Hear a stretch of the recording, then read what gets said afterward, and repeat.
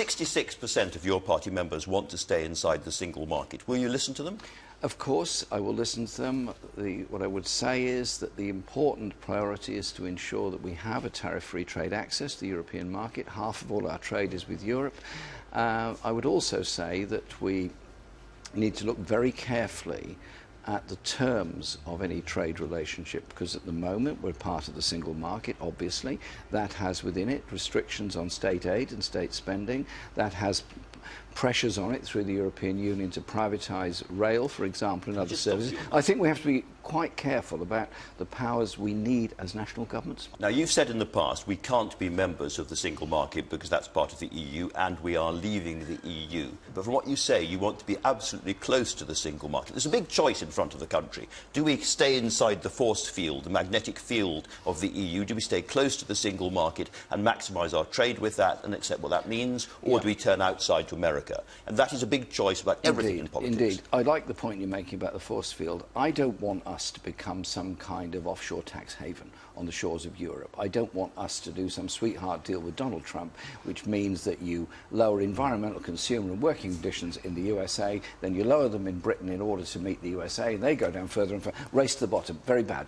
What I want is us to have an economy that develops and grows, an investment-led economy, high-wage, high-activity economy. You do that by an effective trading relationship with Europe. Look, every one of our manufacturing industries, cars, ships, everything else, has a massive supply chain.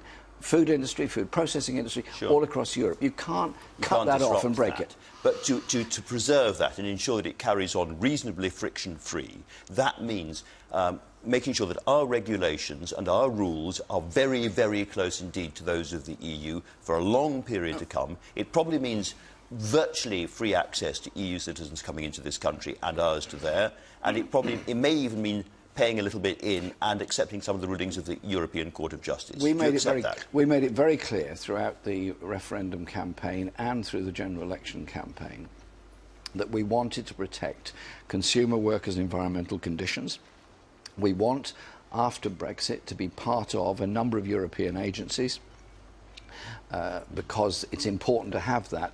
There has to be some judicial process of settlement of any dispute, and indeed Theresa May finally has come round to that position in her Florence speech. And so you would stay very, very close to the EU in all of those areas, as listen, well? The referendum took place, there was a result given. I think we have to recognise the economic importance to Europe of us and us to Europe. It's a big choice. I think we have to go down an economic road that continues that good relationship with Europe, because I'm very concerned about the idea that Theresa May and others have been flying around the world this summer, sort of offering all kinds of sweetheart trade deals, which could be damaging to our working conditions in this country. Okay, a large majority of your own members want free movement to continue.